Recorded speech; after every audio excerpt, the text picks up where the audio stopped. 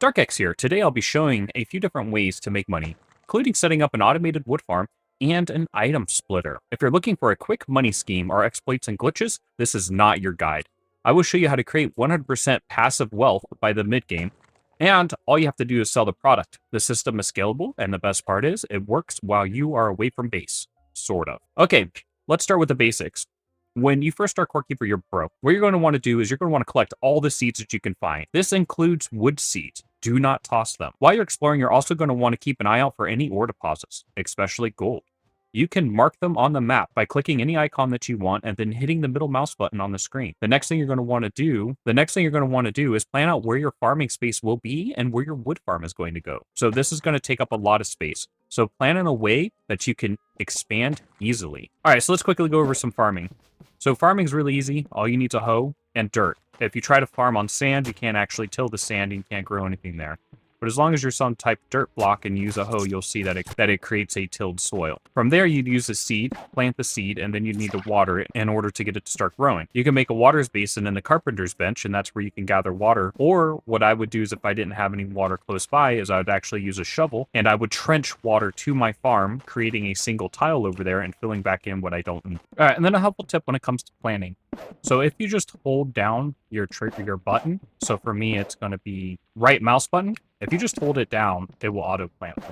So that allows you to quickly be able to plant things in your garden. And then same when watering, just hold down right button and then move along the line and it will actually pretty much auto water for you. When you do get the larger watering can, you're able to do a 4x4 tile.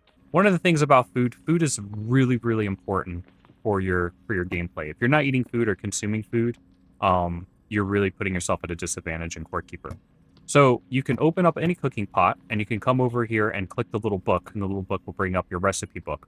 From here, most of the basic foods have similar stats. So this one will give you like a speed boost, and you'll see across these different groups, it's mainly a speed boost. And then you can keep going down, you kind of get an idea of what that food particular gives in that stat. So for a glowing tulip, it's mostly going to give you glowing and mana regen. And then if you combine it with some of the other foods, you'll see like you get a few other stats. So you kind of want to get a good idea of what the core value of those stats are. So for bomb pepper, it's kind of speed. Glowing tulip, it's going to be glowing effect and mana regen. Heartberry, it's going to be for health regen and maximum health. So health regen and maximum health. And then you have mushrooms, which are also going to be health regen. So if you double up, you can see you're going to get 4.5 health every 20 seconds. But if you mix mushrooms with heartberry, you'll see you get 4.5 health regen for 20 seconds, plus 25 max health for 10 minutes. Now, one of the things is mushrooms are everywhere. And if you set up an early mushroom farm in the very beginning of your game, then you'll have plenty of mushrooms to be able to do whatever you need. And you'll actually just use mushy mushroom soup as your base for health regen. So as you're out exploring, you're going to use this mushy mushroom soup in order to just regen health. And how you would do that, create the soup by putting 2 mushrooms in a spot, and it's going to create the soup that allows you to regen health. So a very simple mushroom farm is wooden spikes, and then you just cover up mushroom tiles. I have about 22 mushroom tiles here, and then about 7 orange tiles here. And what I did is I'm splitting this up into the cells. So if you open the map and you see right in the center there, it's going to say 16 by 16. If you saw my previous video, it will help you understand how to find cells, but 16 by 16, I know this is a corner of a cell block. I'm not exactly sure which one. So basically, I just draw a line straight through, and then I draw a line straight through, going in all directions. So this is going to be one of my mushroom farms. Then I'm going to create another mushroom farm here, and then one here, and one here. And because it's divided into 4 separate cells, it's going to give me 4 times the output compared to if I would just have one into a 16 by 16 area. So this is a nice little small farm. It needs to be about 22 tiles of the mushrooms, and you want to completely cover everything up with spikes. And then you can also add in 7 orange slimes. You only need 7, nothing more than that. And then you want to cover those up with spikes too. And by the time this system's completely done, you just run in here and you would collect what you need and then get out. Okay, so we're going to finish off the mob farm. Another quick tip that I want to offer everyone, if you press Q on your keyboard or whatever the keybind is, it will actually auto-sort things for you and automatically pull them. So for example, if I had this in this chest, I hit Q, it's going to automatically pull it up. Another tip too is workbenches actually pull from chests. They'll pull in all directions from a chest, so whatever is touching it. So I don't have any wood on me, right? Oh, I have 21 wood on me, so let's go ahead and put this away. 21 wood. And then if we come here, I can actually, it's going to pull the wood from the chest. Okay, so we're going to build this mob farm from scratch so you guys understand how to be able to collect, fungal soil, mushrooms, and then also we're going to do a little bit of ground slime. Not critical to do ground slime, but we're going to go ahead and we're going to include this in this farm. So one of the things about this farm is you want to find the center of 16, or you want to find the center of something that is divisible by 16. So in this case for me, 16 by 16 up here in the corner where you see up there, 16 by 16 equals 1. So this tells me I'm in the corner of a cell. I don't know if I'm in the corner of this cell, this cell, this cell, or this cell. I haven't gone that deep into understanding how the game works, but I know I'm in the corner of a cell. So basically what I'm going to do is I'm going to just draw an imaginary line right here, and right here, and right here, and not build on those areas, right? So I don't want any of my spawn tiles on those areas. So I'm basically giving myself an offset of 1. Then what I'm going to want to do is from right here is I'm going to want to put 22 tiles in this offset. So we got 1, 2, 3, 4, 5, 6, 7, 8, 9, 10, 11, 12, 13, 14, 15, 16, 17, 18, 19, 20, 21, 22. Then after that, I'm going to want to do 7 slime. 1, 2, 3, 4, 5, 6, 7. All right? Then this extra spot we can go ahead and just put down for a good number. We can go ahead and add ourselves another fungal soil. After that, we're going to want to cover this up with spikes.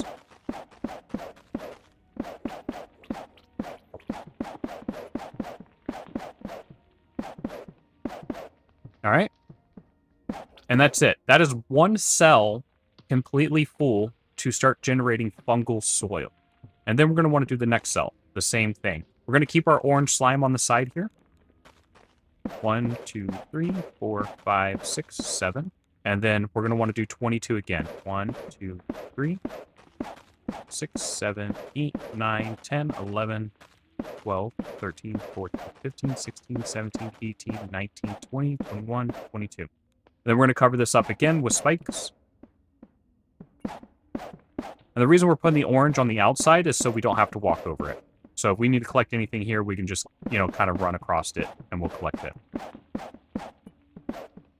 All right. Okay. And this is going to be the second cell done. So now we're going to do the third cell. And we're going to do the same thing. We're going to leave a space here and leave a space here. And then we're just going to build out 22. 1, 2, 3, 4, 5, 6, 7, 8, 9, 10, 11, 12, 13, 14, 15, 16, 17, 18, 19, 20, 21, 22. So it looks like we're a little too close in, so I need to push this wall back. 1, 2, 3, 4, 5, 6, 7. All right, so we got this one done. 2, 3, 4, 5, 6, 7. And then we're going to want to go ahead and dig out the trench. And the reason we're using a trench is because it's a foolproof method to containing the big slimes.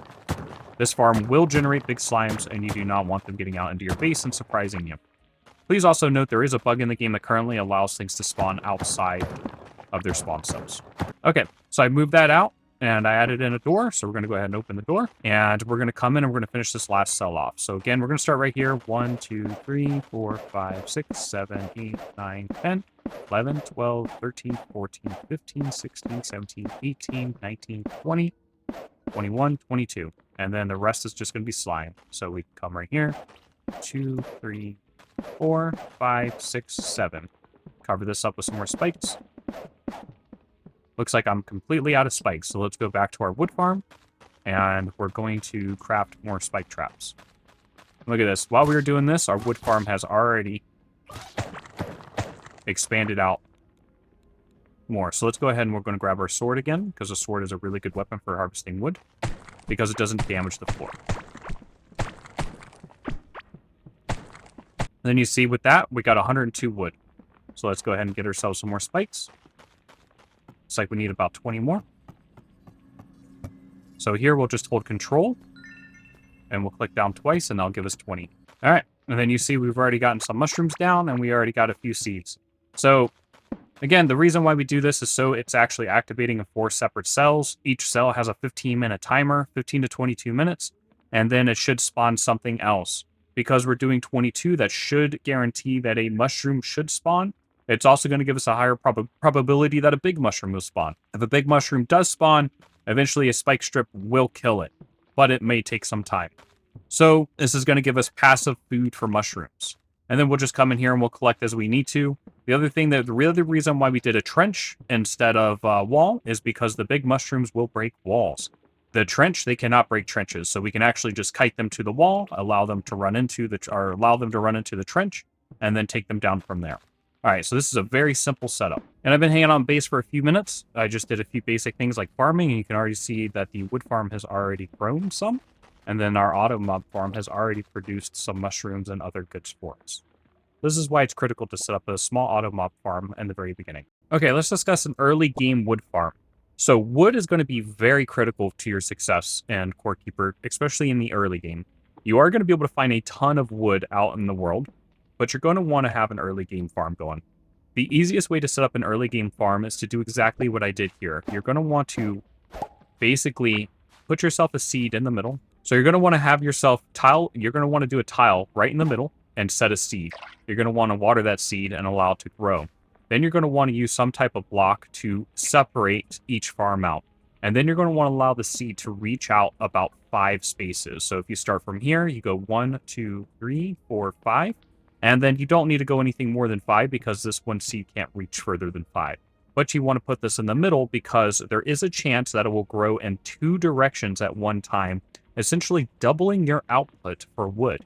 And I want to thank Frog for giving me this comment and suggestion in a live stream, because of their suggestions, the reason why I redid my entire farm. So, and this is going to be the premise of the in-game wood farm.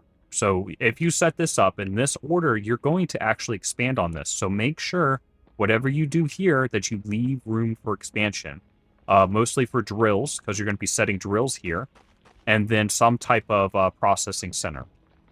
So, and then if you don't want it here anymore, you can always move it. So it's not a big deal. So for my farm that I did here, I believe there is 9, and I'm going to continue expanding this out because, again, wood in the beginning is critical. You needed to make torches, you needed to make bridges, you needed to make floors and spike traps and all kinds of things. So the faster you can get your wood production up, the easier your beginning stages of the game are. But you can see here that this is just constantly creating wood for me. So when I go out on an adventure, I can come in here, and all I have to do is I like to use a sword, and I can harvest my wood just like this, right?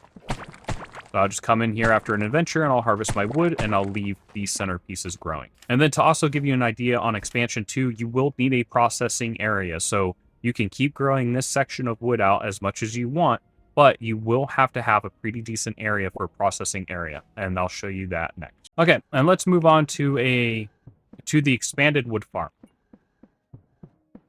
So this is a simple design. I've seen this design in a few places, and it was brought to my attention during stream from someone named Frog. And Frog, I really appreciate the design.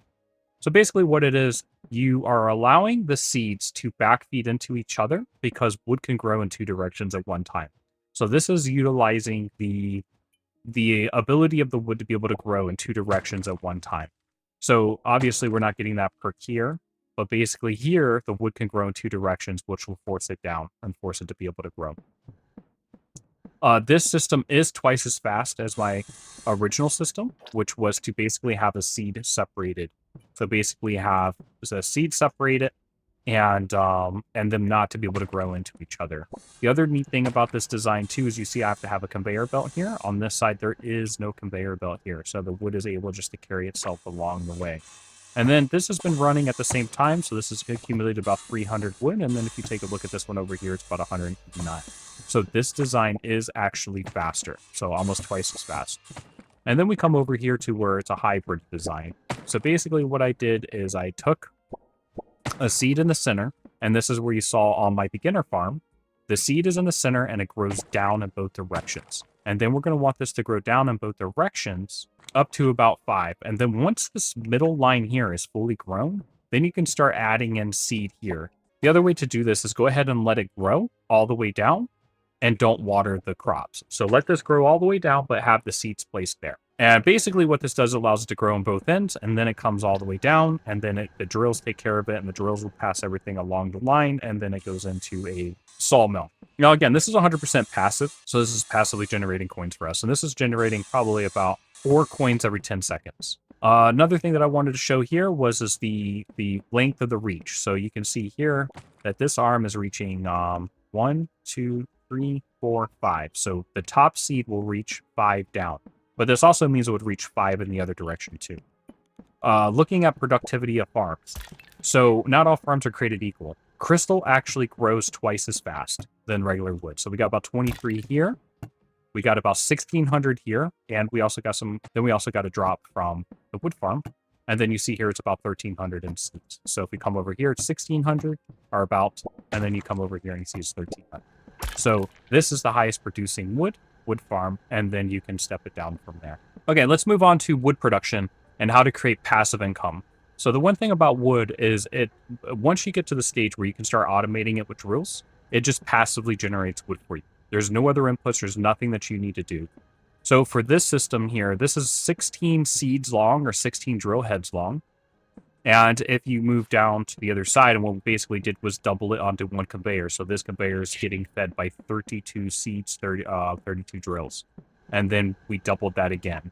So basically it's all feeding into a sawmill, and this sawmill right here, basically is being produced by about 1.5 wood. And what I mean by that is getting about 1.5 wood every 10 seconds. So that means it's going to actually start accumulating more wood than what it can process. And that is actually a good thing because wood farms stop producing when you're over 200 squares away. So if we come to the center here, and we go 200 squares out, our wood farm is no longer going to be producing because we're too far away from it. But the sawmills will keep working. So the sawmills will keep working regardless of distance. So if we have a good pile of wood here and the wood stores, then they're going to be processing even though we are gone and far away from base. So this system here will generate about 2 coins every 10 seconds or 1 coin every 5 seconds. It's very simple to set up. The electrical on it's very simple. So you basically have a generator in the front here, and then you feed the wires to both sides and just run straight up, and you run the wires straight down.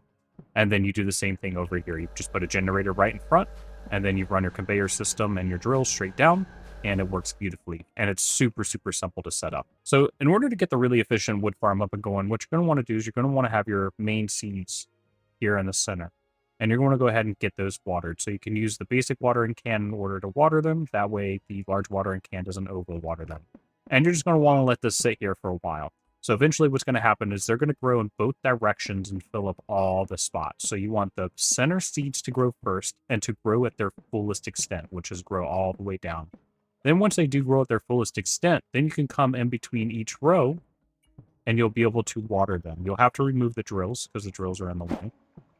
So you'll have to remove the drills, but you'll be able to come in here and you'll be able to water these seeds and you'll be able to water the rest of the seeds all the way down the line. And then once they are all fully grown, you can go ahead and kick the system on and turn it live. And then you're going to end up with a wood farm that's going to produce twice as much wood as a regular farm. So this is the equivalent of having 80 seeds planted. 80 seeds planted means you should be able to handle right around 4 sawmills. That's only going to run off a total of 8 drills. 80 seeds, you should be able to run 4 sawmills.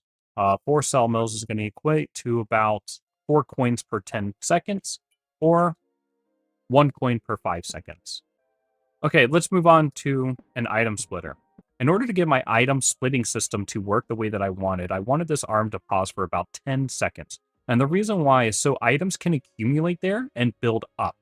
And then that way it is being able to split items more evenly. So there needs to be about a 10-second delay from when the arm actually picks things up and actually drops things. In order to be able to do that, I had to create a logic circuit system.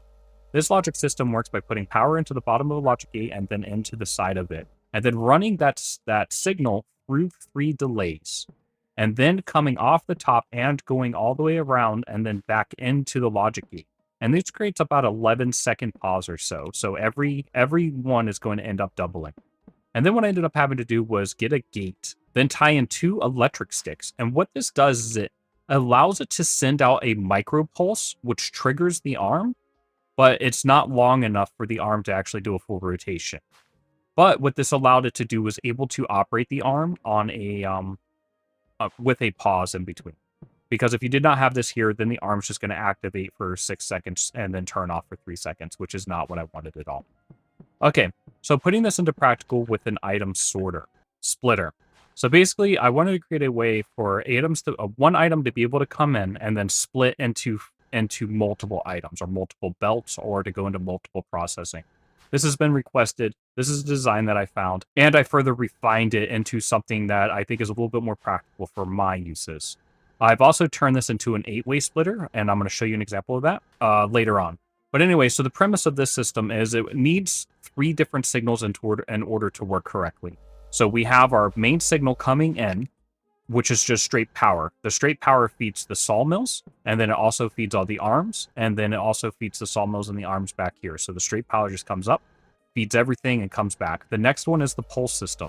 So coming off of this switch right here, we just have a micro pulse system, which basically is a gate coming in, and then we took a cross circuit and we rotated it by pressing E, brought it coming sideways, and then having it come up and feed into the drill. Then we also put in a backfeed loop into a delay circuit. So the signal is going to come up, come over here, go back into a cross circuit, and then we rotated that until we had a turn into the back of the delay gate. All right. And then this is going to allow it to pulse this drill here. We need this drill to pulse. All right, and then the next thing is down here, we just ran some cross circuits all the way down, and then into basically a refined version of our delay system. So it basically has to feed into 2 sides of the gate, and then it's going to go up into 2 delay. I found 2 delay for this is actually better than 3. So 2 delay circuits, and then it's going to come up and then go into the bottom side of a logic gate. And then on both sides of the logic gate, we're going to put in the electric sticks. And then we want this signal to basically come back down, and we put in a cross circuit here to make sure the signal doesn't get mixed into our delay gates. And then again, we pressed E to basically change them around so until we got the one that we wanted.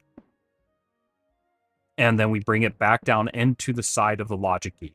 Now this sounds really complicated and it looks really complicated, but it's really not. It's just this system over here condensed and then taking off one of the logic gates. And what that's going to allow to do is going to allow this one to pulse on about a 10-second interval. So let's go ahead and we'll flip this system on so you can see it work. And we'll come over here. And you'll see it's going to come right there. The arm's going to grab it, then pause. And then what's going to happen is the arm's going to drop it. And then the table is going to collect. Because the table can only hold one item at a time, it's going to fill it completely up.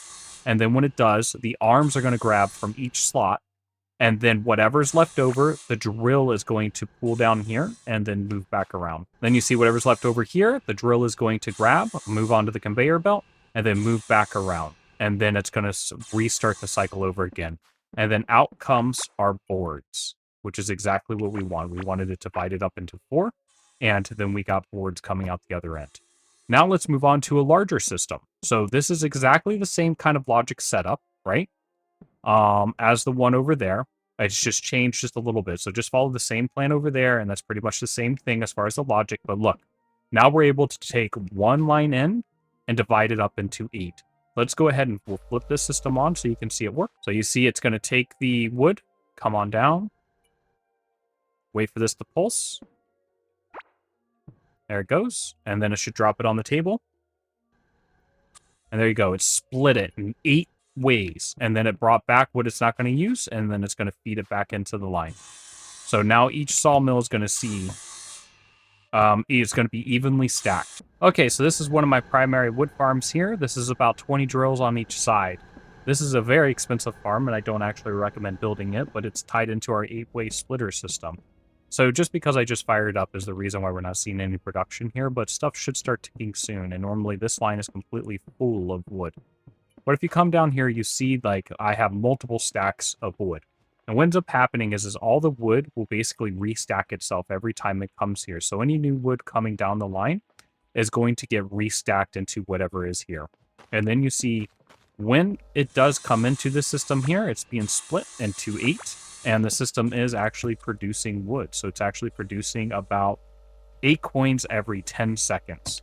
And this is phenomenal. This is also my electrical layout. So this is layout's a little bit simpler than what you're seeing in the previous section.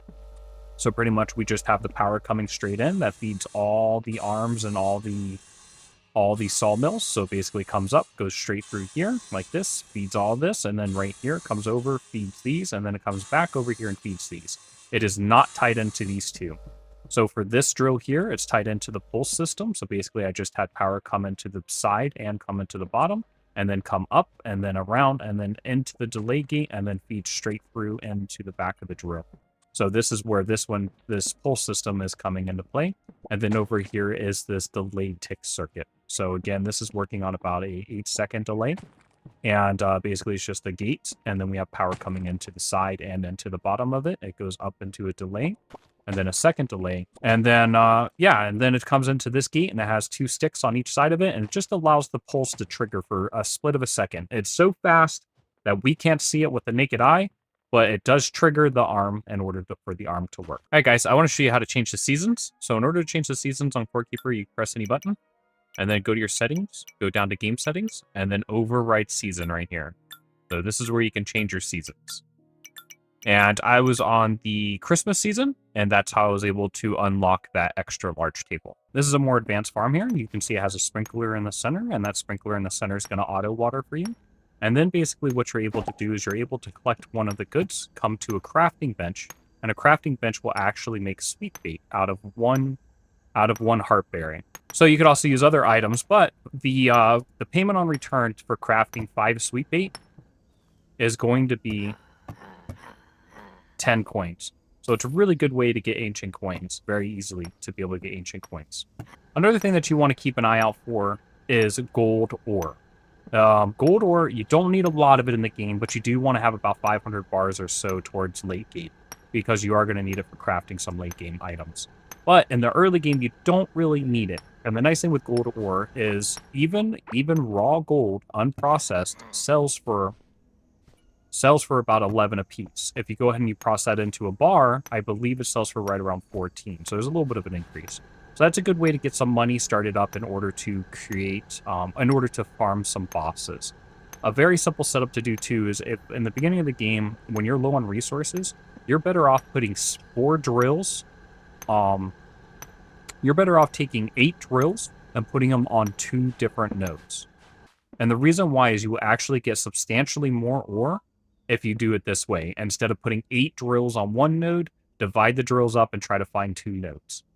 Another easy way, if you are going to do 8 drills, then what you're going to want to do is you can stagger it like this, and you can put 2 switches on each side. And I find this a little easier than running wire all the way around, but this is just a preference. All right, and the whole point of automating the wood farm is to gather planks. And let's head on over and see what all these planks are worth. There you go. And it's worth 1 coin each, which translates to 8,000. And this is how I ended up with a chest full of money, not using any glitches, not using any exploits, nothing. Just automated a wood farm and let it run in the background while I do my things. All right, and now if you need some help with the auto sorting and auto smelting, you should check out this video here. I also want to thank everyone who commented requesting this video. It's because of you is the reason why I created it. When you comment or leave a suggestion, it lets me know that someone is interested in a topic. If you find this content helpful, please share it and post it in your Discord. It is the best way to get the information out there. Thank you, everyone, and have a great day.